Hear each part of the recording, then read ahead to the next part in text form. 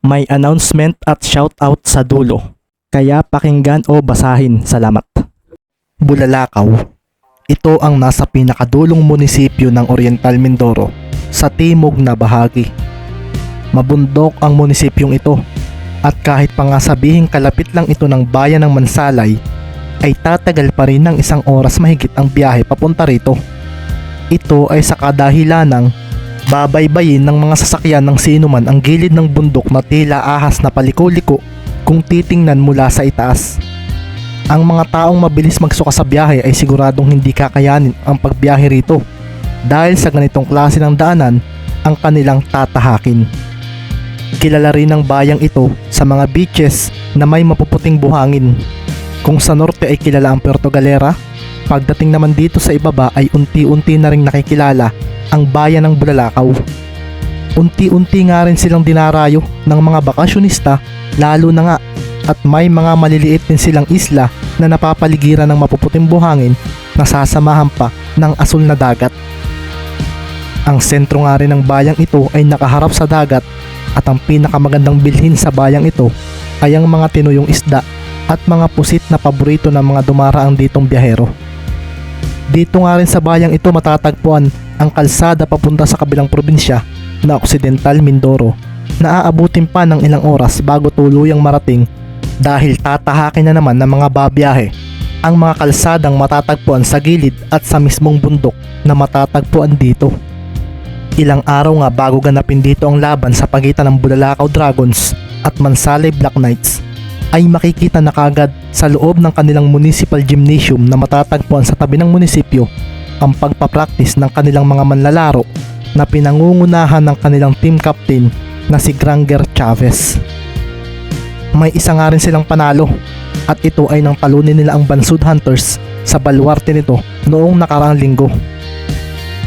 Nasa 12 manlalaro ang mayroon sa team ng Bulalakaw at makikita nga si Captain Granger na isa-isang ipinapasa ang bola sa mga paparating niyang mga kasamahan. Pagkatapos nga noon ay idadrive naman ng mga ito ang bola papunta sa basket para gumawa ng anumang tira na kanilang gagawin. Makikita nga rin sa tabi ni Granger ang kanilang coach na may katandaan na rin ng edad kung pagmamasdan ng itsura nito. Makikita na nga ang maraming puting buhok nito at may suot nga rin itong salamin sa mata habang pinagmamasdan ang kanyang mga players na pinangungunahan ng bago nilang recruit mula sa Occidental Mindoro na si Mark Venturina. Naniniwala nga si Coach Leandro Chavez sa kakayahan ni Venturina na pangunahan ng opensa para sa kanyang koponan na makikita nga sa ginawa nilang pagtalo sa Bansud na kung saan ay nagtala ito ng 35 points.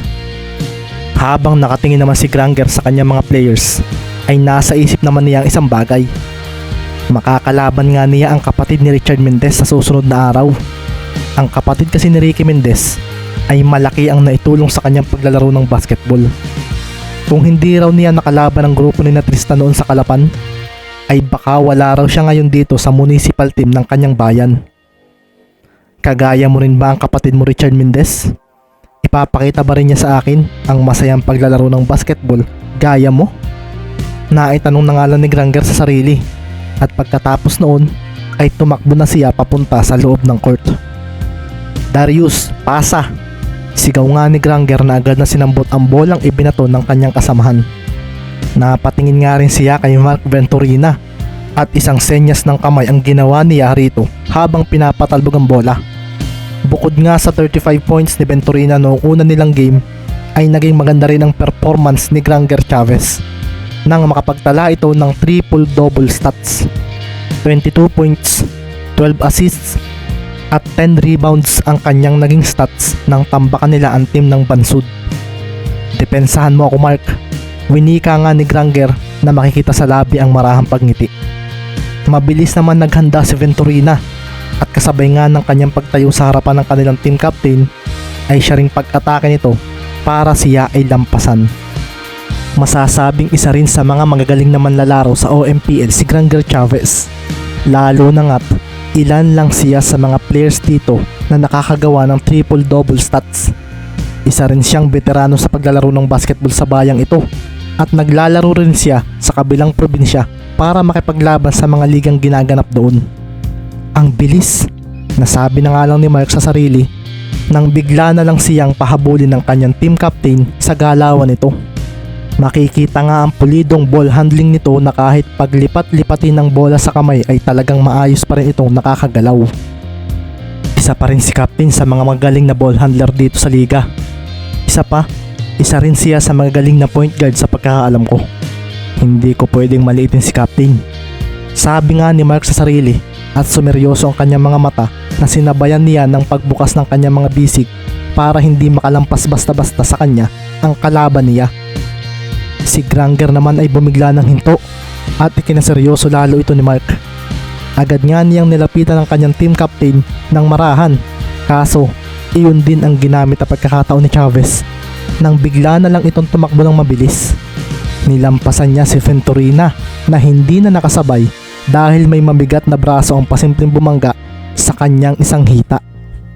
Kasunod ng mabilis sa pagpunta ni Granger sa basket ay ang marahan niyang pagngiti sa ere. Ramdam niya ang saya kapag naglalaro ng basketball at excited na nga siyang makaharap ang kapatid ni Richard Mendez. Kahit pangaraw tinalo ng mga ito ang defending champion, ay hindi raw siya papayag na matalo sila sa labang iyon. Ngayong may mga bago raw siyang kasamahang kayang pumuntos, natitiyak nga ni Granger na hindi na sila basta-basta matatalo ng mga kalaban sa taong ito. Isang libreng layup ang ginawa ni Chavez at sa paglapag niya sa ilalim ng basket ay kagad din niyang kinuha ang bola at humarap ng nakangiti sa kanyang mga kasamahan. Team, gusto kong sa oras sa matapos ang laro natin sa linggo ay tayo na ang lalabas sa panalo. Wika nga ni Captain Granger Chavez. Kasunod nga rin noon ay ang pagsigaw ng kanyang mga players. Oo, Captain. Malakas na sigaw ng kanyang mga kasamahan at pagkatapos nito ay ibinato na nga ni Granger ang bola kay Mark Venturina ng may ngiti. Ikaw naman Mark, ako naman ang dedepensa. Bulalas ni Chavez at hindi nga maiwasang matuwa ni Venturina dahil ngayon lang talaga siya nakaranas na magkaroon ng kasamahang katulad ni Captain Granger. Nakikita niya kung gaano ito kagalak na maglaro ng basketball, mapa-practice man o official game. May kakaibang saya raw ito kapag nasa loob ng court. Palagi nga rin itong sinasabi sa kanila na mag-enjoy raw sila sa paglalaro, manalo man o kahit talo. Napangiti na nga lang si Mark habang nakatingin sa nag-aabang niyang team captain. Pagkatapos nga nito ay seryoso na siyang sumugod laban dito. Mula naman sa bahay ni Consel Salome, makikita nga sa court ng bahay nila si Andrew at si Gerald na kasalukuyang naglalaro ng 1-on-1. Araw ito ng Biyernes, kinahapunan. Palagay mo kuya, matatalo na kaya natin sina Kuya Granger? Tanungan ni Andrew sa kanyang kapatid na muntika na siyang maagawan ng bola. Oo naman, natalo na natin ang Puerto Galera, kaya kumpiyansa na ako. Wika nga ni Gerald na naalala na isa rin ang bulalakaw sa mga team na palagi silang natatalo. Lalo na nga kapag nagkakatapat sila ni Granger.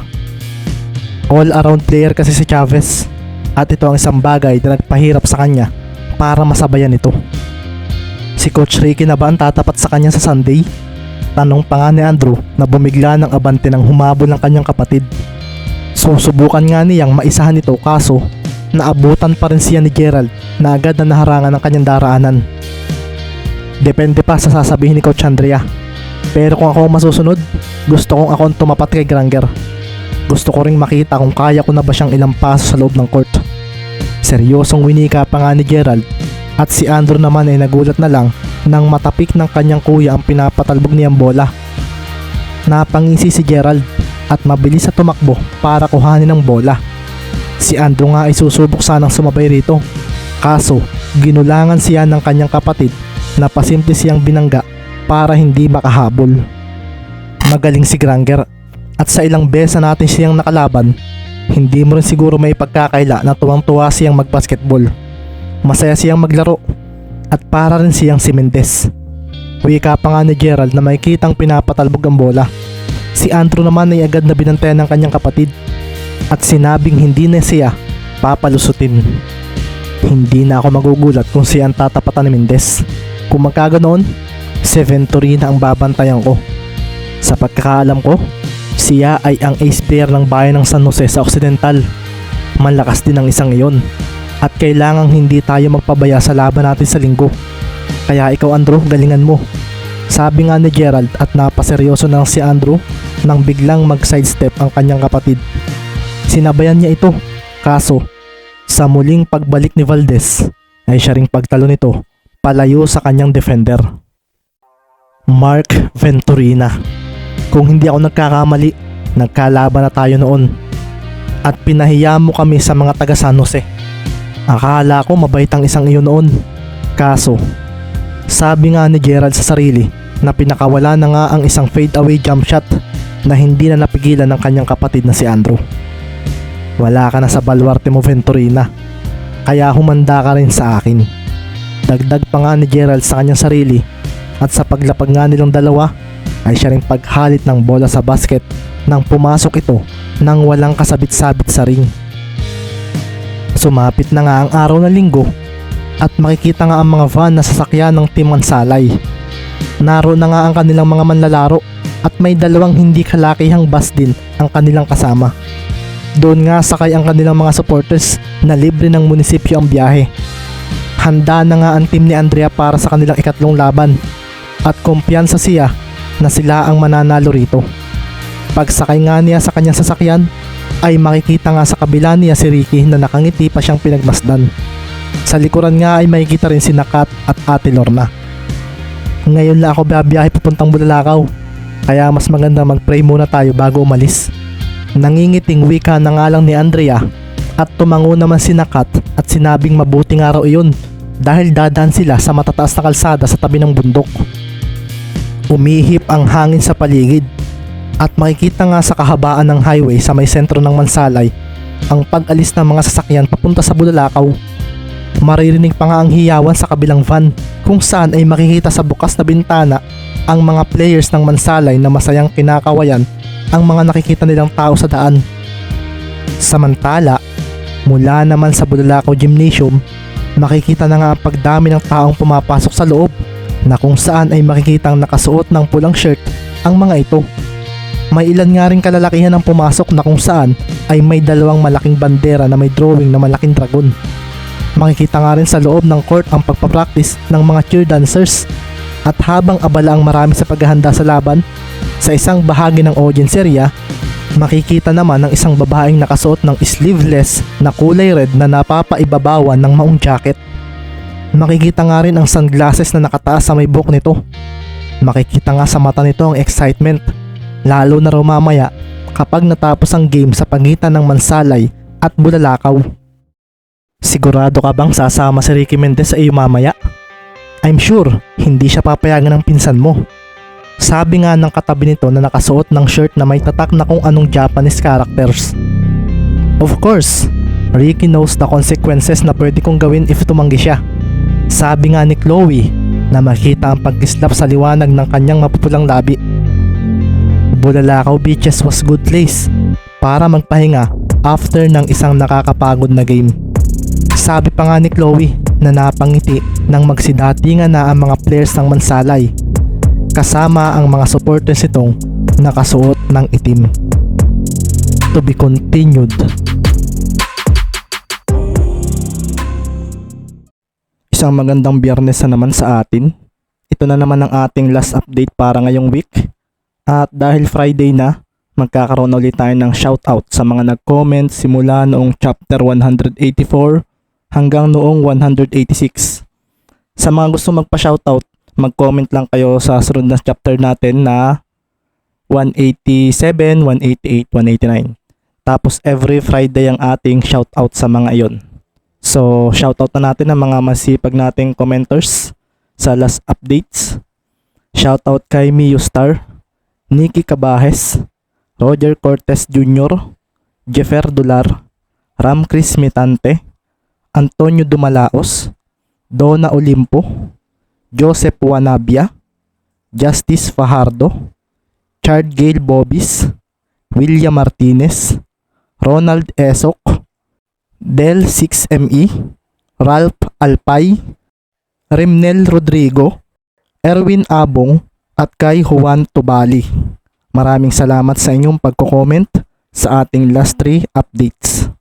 Para naman sa mga interesadong mag-avail ng ating advanced chapters ng Book 4, mag-PM lang po kayo sa Taong Sorbetes na page at doon po tayo mag-usap.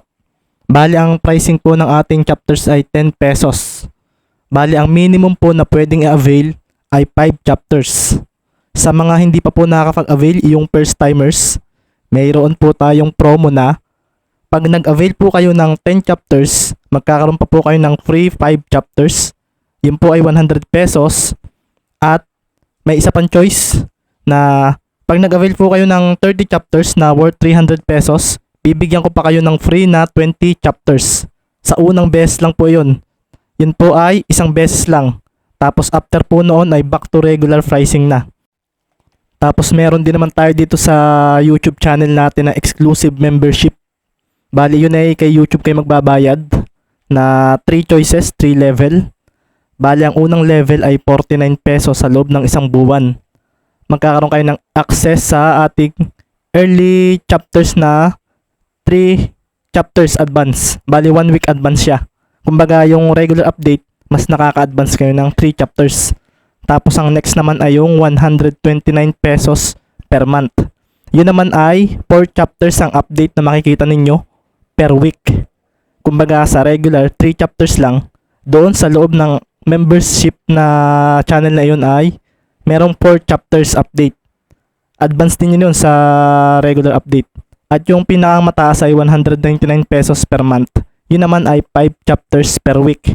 Ibig sabihin, kada week ay may daily update na sa loob ng week, sa loob ng 5 araw. Bali yun, 199 pesos yun kada isang buwan. Kay YouTube kayo magbabayad nun. Alam ko nun ay via Gcash yata yun. Basta yun ay sa mga gusto lang, sa mga interesado. And lastly, sa mga hindi pa po nagsusubscribe sa ating YouTube channel, meron na po tayong 666 na subscribers as of recording. Subscribe na po kayo sa mga hindi pa. Tapos pag umabot po tayo ng 700 subscribers ay magkakaroon tayo ng 2 linggo na 5 chapters update. 2 weeks po yun. Yun ay ating reward sa ating channel. So thank you. Huwag din pong kalimutang mag-like sa ating mga update. At mag-comment ulit sa mga gustong ma-shoutout. Thank you. Happy weekend.